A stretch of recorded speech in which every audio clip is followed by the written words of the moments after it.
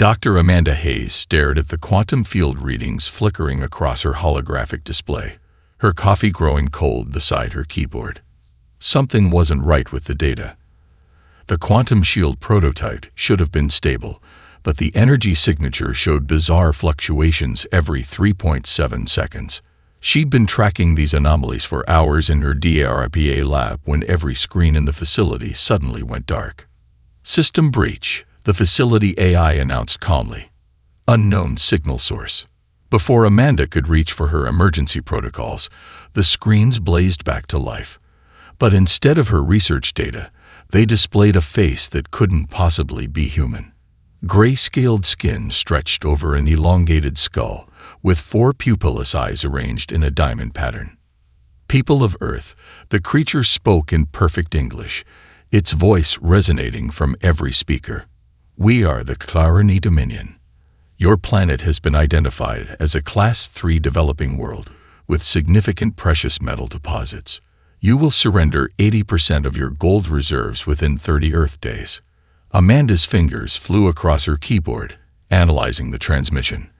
The signal was broadcasting globally, appearing on every digital display on the planet. But there was something odd about its quantum signature. It matched the anomalies she'd been studying all morning. Failure to comply will result in the systematic destruction of your major population centers. The alien continued. We have positioned our fleet to execute this threat. Resist, and your species will not survive to regret it. The transmission cut to a live feed of massive ships hovering in Earth's orbit. Their hulls seemed to bend light around them, making them appear both solid and ghostly. Amanda counted at least 12 vessels, each larger than an aircraft carrier. Her secure phone buzzed. Dr. Hayes, a familiar voice said when she answered. I'm guessing you're seeing this. Major Reynolds, she replied, already pulling up her morning's data. The Xarani ships, they're using quantum field manipulation for their communications. It's similar to the shielding technology I've been working on, but there's a critical flaw in their approach. Explain it to me in small words, Doc. Kind of busy up here at Cheyenne Mountain. Amanda could hear alarms blaring in the background. Their quantum field is too rigid. They're using it for both communications and defense, but the oscillation pattern is predictable. If we could disrupt it at exactly the right frequency. She let the implications hang. You're saying they have a weakness. I'm saying they're not as advanced as they want us to think. This technology, it's elegant, but it's like they discovered quantum mechanics and stopped innovating. They found one solution and standardized it across their entire fleet. A new voice cut into the call. Dr. Hayes, this is General Mitchell. How fast can you get to Colorado? Amanda was already packing her tablet. 3 hours by military transport. But sir, we need to contact Colonel Miller's team. If I'm right about this, the Artemis Initiative just became our best shot at survival. Artemis doesn't exist, Doctor, the general said firmly. Sir, with respect, we both know that's not true. And if the Xarani are monitoring this conversation, they should know that humanity doesn't respond well to ultimatums. There was a long pause before the general spoke again. A transport will be there in 15 minutes. And Doctor, bring everything you have on quantum field disruption. We're going to need every advantage we can get. As Amanda rushed to gather her research, she glanced at the news feeds. Global markets were crashing. Military forces worldwide were mobilizing. The president was being evacuated to an undisclosed location. But Amanda smiled. The Xarani had made a crucial mistake. They'd assumed humanity's apparent technological level reflected their true capabilities. They hadn't considered that some species might hide their advancements, preparing in secret for exactly this kind of threat. They wanted Earth's gold. Instead, they were about to learn why humans had spent millennia perfecting the art of warfare. Colonel Sarah Miller stood in the heart of the Wasatch Mountain complex, watching as blast doors, thicker than bank vaults, slid open for the first time in 7 years. The facility, officially listed as an abandoned military storage site, stretched 23 levels into the mountain's core. Each level housed a secret that would soon change humanity's place in the galaxy. "Status report," she barked, striding through the pristine corridor that hadn't seen footsteps since their last drill. Lieutenant Garcia fell in step beside her. "All 6 vessels are powered up and ready for launch sequence. Crews are boarding now." The Chinese and Russian contingents are reporting similar readiness from their facilities. They reached the main observation deck, and Miller placed her palm on the biometric scanner. The armored shutters retracted, revealing a cavern large enough to house a small city. In the center, illuminated by harsh industrial lighting, stood humanity's real space program. 6 warships, each nearly 1,000 feet long, hovered in their magnetic cradles. Their hulls were midnight black, absorbing light rather than reflecting it. The design was distinctly human, aggressive angles and practical weaponry, rather than the smooth alien aesthetic of the Serenity ships above. "Madam President," Miller said, activating the secure holographic link, "the Artemis fleet is ready." The President's hologram flickered to life, her face grave. "Colonel, I'm looking at the casualty projections if we engage the Serenity directly. They're significant. With respect, Madam President, those projections assume we're fighting with publicly known technology." Miller gestured to the ships below. "The Artemis Initiative has been preparing for this scenario since 1983. Every alien scout ship that's crashed on Earth. We didn't just study them. We improved them." A second hologram appeared, Dr. Hayes from the Cheyenne Mountain briefing room. "Colonel Miller, I've identified a vulnerability in their quantum field technology. If your ships are equipped with variable frequency disruptors." "We have them," Miller interrupted. "Along with gravity pulse cannons, phase-shifted torpedoes, and a few other surprises. The real question is whether you can get us the exact frequency to target." Hayes' eyes widened as she processed the implications. "You've been expecting them." "Not the Xarani specifically," Miller admitted. "But we knew someone would come. Humanity's official technology level is a carefully crafted illusion. While we let them see our primitive rockets and satellites, we were building these." The President leaned forward. "Why wasn't I briefed on this capability when I took office?" "Plausible deniability," Miller explained. "The fewer people who knew, the less chance of detection. The Artemis Initiative operates on a need-to-know basis. As of this moment, Madam President, you need to know." Screens around the command center lit up with incoming data. The Xarani ships were moving into attack positions, apparently interpreting Earth's lack of immediate compliance as resistance.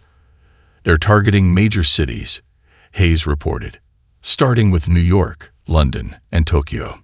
The President's hologram squared its shoulders. "How long until your fleet can launch?" Miller checked the countdown. 20 minutes to clear the mountain and achieve orbit.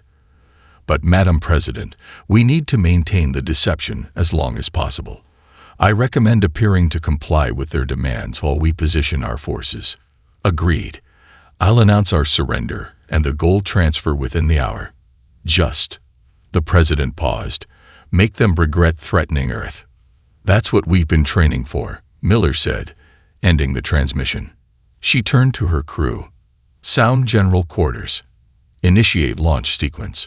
And someone get me a secure line to Dr. Hayes. I want those frequency numbers by the time we break atmosphere." As klaxons blared and crews rushed to their stations, Miller watched her ships power up. 40 years of secrets were about to be revealed. The Xarani thought they were facing a primitive species barely capable of spaceflight. Instead, they were about to confront humanity's real space force and learn why keeping Earth's true capabilities hidden had been their wisest decision. The mountain above them began to split open, revealing the star-filled sky. It was time to show the galaxy what humanity could really do. Lieutenant James Cooper walked along the rows of gold transport containers at Andrews Air Force Base, each one meticulously crafted to fool the Xarani scanning technology. The afternoon sun glinted off their surfaces, making them look exactly like what the aliens expected to see. Proof of humanity's surrender.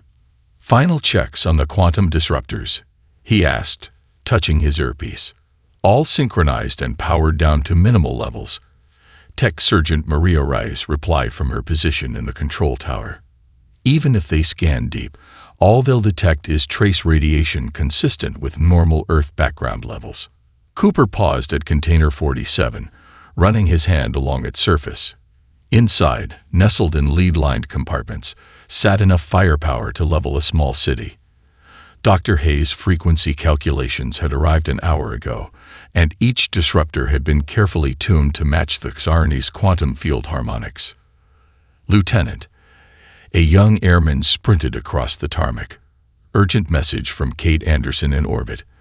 The Xarni are deploying some kind of new scanning technology, different from what our intel suggested. Cooper's jaw tightened. Get me a direct line to Anderson. Now. Moments later, Kate's voice crackled through his earpiece. Sir, they're using some kind of crystalline array. It's like nothing in our briefing packets. I've got a visual from the civilian station I'm repairing up here. Can you send the data to Reyes? Already done. But sir, these scans will see right through our decoy signatures.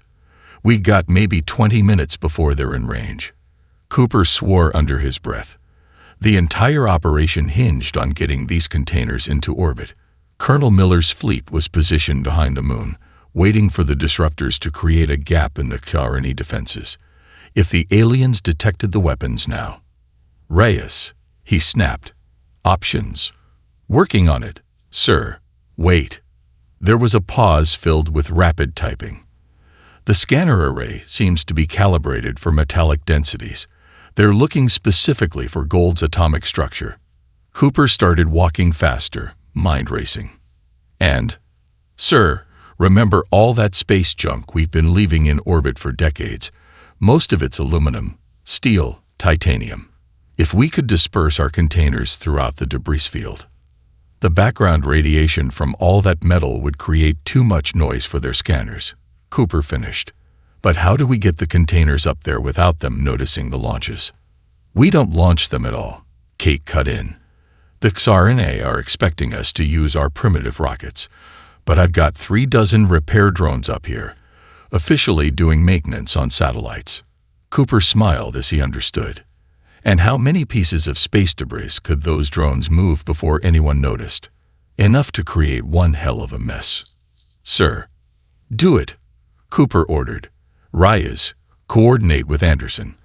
I want those containers hidden in the debris field before those scans get within range. I'll inform Colonel Miller of the change in plans. The next 15 minutes were controlled chaos.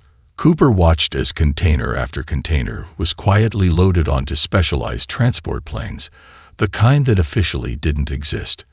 They would release their cargo at the edge of space, where Kate's repair drones waited to collect them.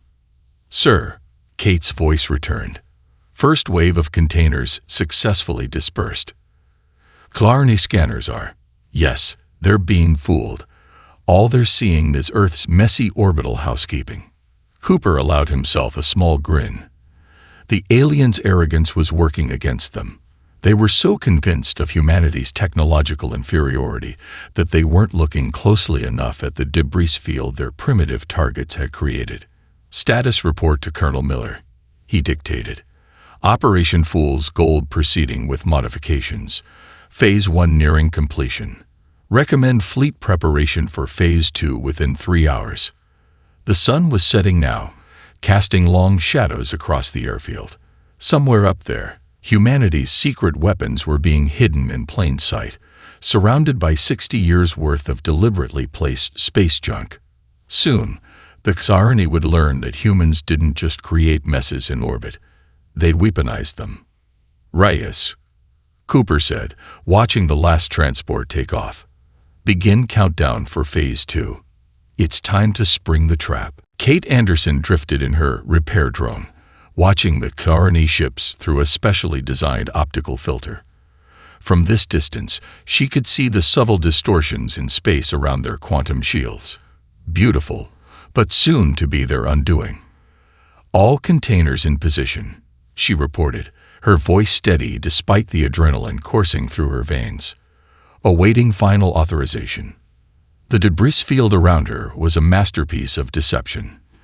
Decades of satellites, rocket stages, and assorted space junk had been carefully positioned over the years, creating a three-dimensional maze that now concealed their weapons. The quantum disruptors were scattered throughout, each one masked by the electromagnetic signatures of the surrounding debris. Authorization granted. Cooper's voice came through her comm. Execute on your mark.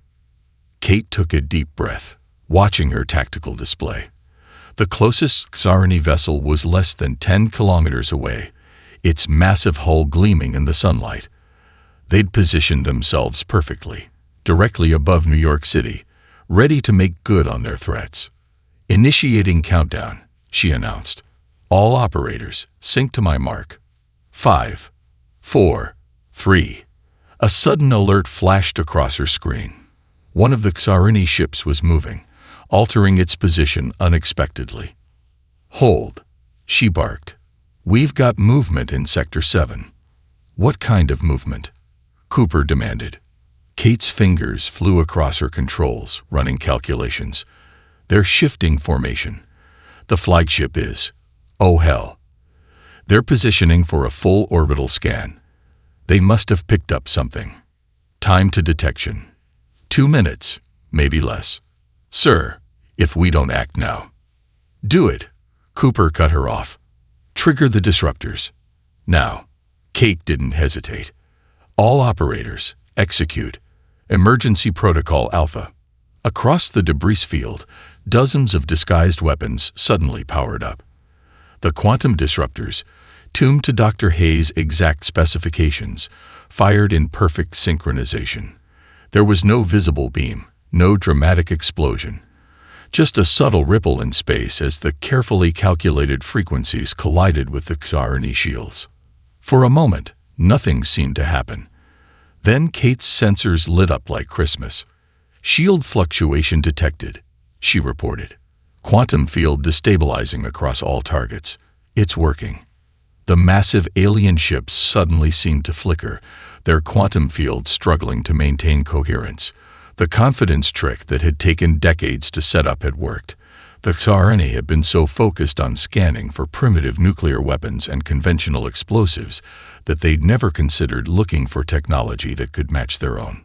Colonel Miller, you have your window, Cooper transmitted. Recommend immediate. He never finished the sentence.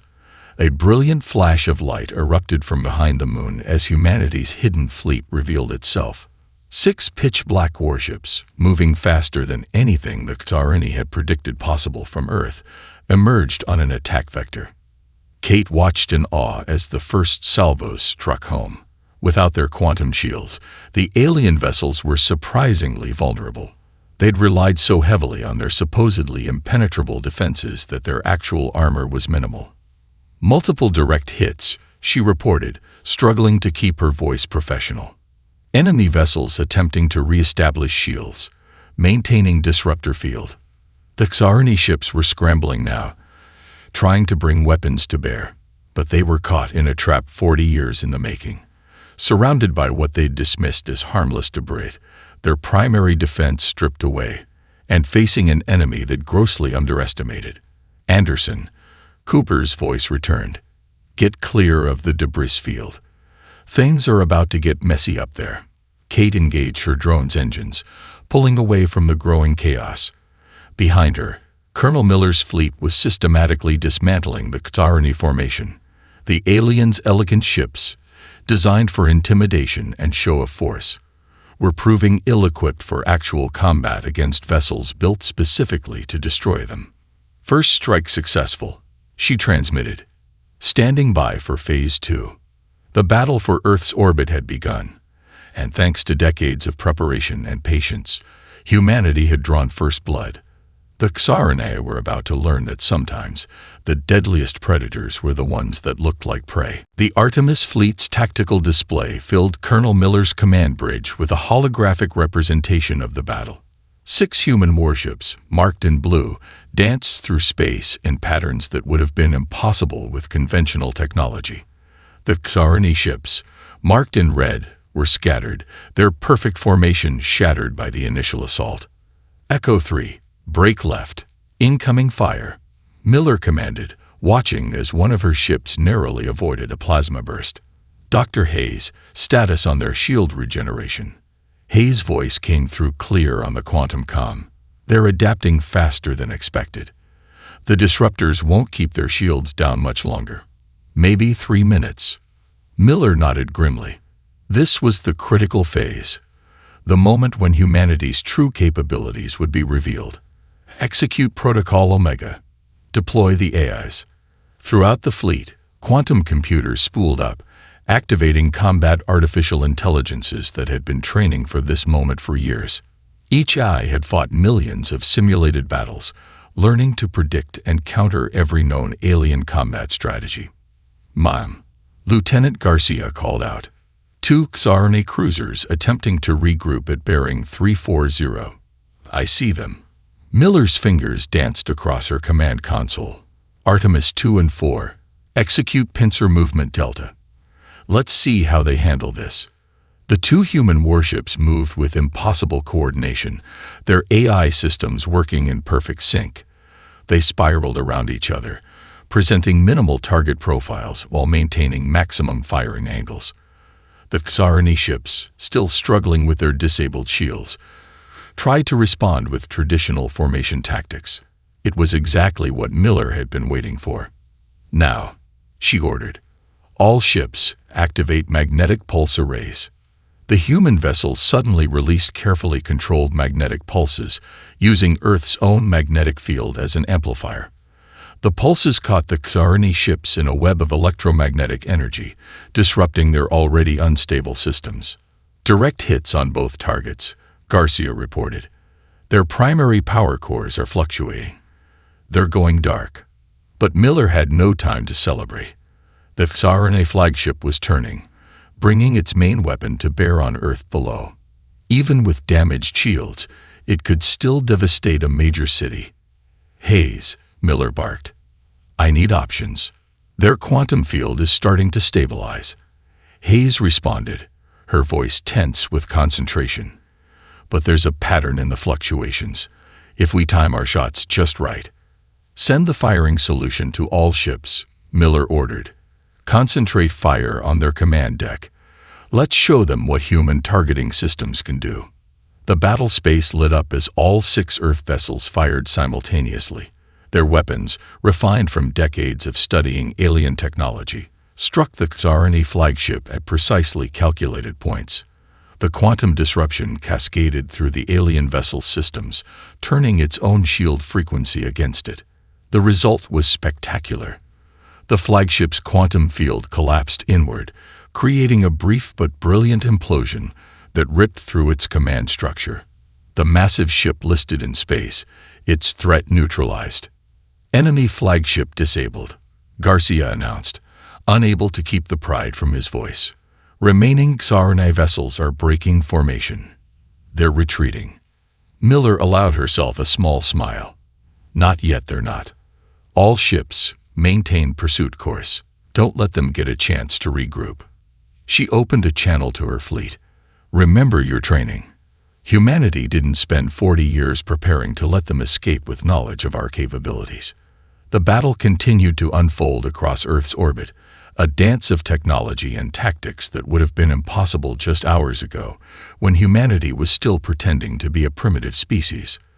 The Xarni's rigid battle doctrine, evolved over centuries of easy victories against less developed worlds, was proving useless against an enemy that had specifically trained to counter it. "Colonel," Hayes' voice returned, "we're detecting energy buildups in their secondary vessels. They might be preparing for an FTL jump." Miller's expression hardened. "Not happening. All ships, execute containment pattern Alpha. The only message getting back to their fleet is the one we want them to hear." The human vessels moved into position, their weapons charged. The real battle for Earth's future was about to begin. Major Jack Reynolds led his strike team through the darkened corridors of the captured Xarni flagship, their magnetic boots clicking softly against the alien metal. The vessel's artificial gravity had failed during the battle, but that just made things easier for soldiers trained in zero combat.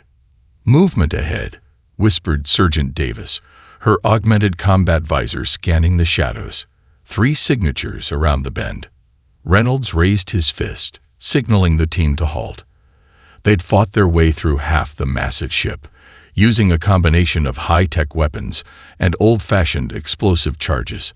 The Ktarne, for all their advanced technology, had never encountered an enemy that mixed primitive and advanced warfare so seamlessly. "Deploy smoke screen," he ordered. Old school. Davis pulled out what looked like a simple phosphorus grenade, the kind humans had been using for centuries. The Ktarne's advanced sensors, designed to detect energy weapons and plasma signatures, completely ignored the chemical reaction that filled the corridor with thick smoke. The alien defenders, expecting another high-tech assault, were caught completely off guard when Reynolds' team burst through the smoke wearing simple rebreathers. The firefight was over in seconds. Security station secured. Reynolds reported through his quantum comm. "Dr. Hayes, are you seeing this?" "Receiving your feed." Hayes responded from Earth. "The architecture matches our predictions. Their command center should be 2 levels up. But, sir, I'm detecting massive power fluctuations throughout the ship." Reynolds gestured for his team to move forward. "Explain." "They're trying to initiate some kind of self-destruct sequence. But it's not just an explosion. They're attempting to collapse the entire quantum field matrix. In English, Doc. If they succeed, it'll create a cascade failure that could tear apart everything within a 1,000-kilometer radius, including a good chunk of Earth's orbit." Reynolds swore under his breath. "Can you stop it?" "Not from here. You need to reach their quantum core." "But Major, they've sealed all direct routes to the control room." A grim smile crossed Reynolds' face. Who said anything about direct routes? He turned to his team. "Davis, break out the thermal charges. The rest of you, maglocks to maximum." "Sir." Davis looked at him. "You're not suggesting." "The Ktarne think in straight lines. 3-dimensional combat isn't their strong suit." He pointed up. "We're going to make our own route." The next 5 minutes were a carefully orchestrated symphony of destruction. The team planted charges in a precise pattern, blowing holes through deck after deck. As emergency force fields snapped into place around the breaches, Reynolds' team was already moving, using their mag boots and grappling systems to climb through the chaos they'd created. 30 seconds to critical overload, Hayes warned. Reynolds emerged through the final breach directly behind the Ktarne command crew. They spun in surprise, their 4-eyed faces showing an emotion that needed no translation. "I believe," Reynolds said, leveling his weapon, "this is what we humans call checkmate." The ensuing firefight was brief but intense. The Ktarne commanders, unused to close-quarters combat, fell quickly to the human team's practice deficiency. Davis reached the quantum core controls with seconds to spare. "Core stabilize," Hayes confirmed. "The ship is secure." "Major, you need to see this." Reynolds approached the main console, where alien text scrolled across holographic displays. "What am I looking at?" "Their tactical database. They've never lost a ship before. Not to a pre-FTL civilization. Their entire strategic doctrine is based on the assumption that technological superiority equals tactical superiority." Reynolds watched as his team secured the command center, using a mix of high-tech restraints and simple zip ties on the surviving aliens. "Guess they never considered that fighting wars for our entire history might teach us a few things about combat." "Colonel Miller needs to see this data," Hayes said. "The Ktarne have records of every developing civilization they've encountered. And judging by these files, we might not be the only ones who've been hiding our true capabilities." Reynolds nodded, understanding the implications. "Send a secure quantum burst to command. Tell them Phase 3 can begin. It's time to show the galaxy that humanity's done playing primitive." The Ktarne Supreme Commander's final message blazed across Earth's communication channels. "If we cannot have your world's riches, then your orbit will become your tomb." Their remaining ships, now positioned in a precise geometric pattern, began channeling energy in a way Dr. Hayes had never seen before. "They're linking their quantum fields," she reported from her emergency station at NORAD. Her fingers flew across multiple holographic displays, analyzing the massive energy spike, creating some kind of resonance pattern that's, "Oh God." "Talk to me, Doctor," Lieutenant Cooper demanded through the quantum comm. His voice was strained as he maneuvered through the debris field in his command ship. "They're going to use their combined quantum fields to create a gravitational lens," Hayes explained. "If they succeed, they'll literally tear Earth's orbital sphere apart, everything in orbit. Our ships, satellites, space stations, they're turning our own orbital infrastructure into a weapon against us."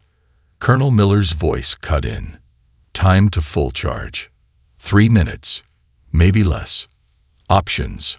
Hayes stared at the energy readings, her mind racing. The Xarani ships had arranged themselves in a perfect hexagonal pattern, their quantum fields synchronizing with mathematical precision. It was elegant, efficient, and exactly what she'd expect from a species that had grown overconfident in their technological superiority. Then she saw it. "The magnetic field," she whispered, then louder. "Cooper, get me a line to Anderson, now." Kate's voice joined the channel seconds later. "Here, Doctor. Your repair drones, how many are still functional?" 17. "Why?" Hayes' hands were already programming new commands. "Earth's magnetic field. We've been treating it as an obstacle, trying to work around it. But what if we used it instead? The same way we amplified our weapons earlier, but on a massive scale. You want to turn Earth's entire magnetosphere into a weapon?" Cooper asked incredulously. "Not a weapon," Hayes corrected. "A lens. Kate, I'm sending you new coordinates. Position your drones in this exact pattern. Colonel Miller, I need your ships to do the same thing on a larger scale." Understanding dawned in Miller's voice. "We're going to mirror their formation. With one key difference," Hayes confirmed. "They're trying to create a gravitational lens. We're going to create a magnetic one. When their quantum pulse fires, we'll catch it and throw it back at them," Kate finished. The next 2 minutes were a blur of precise movements.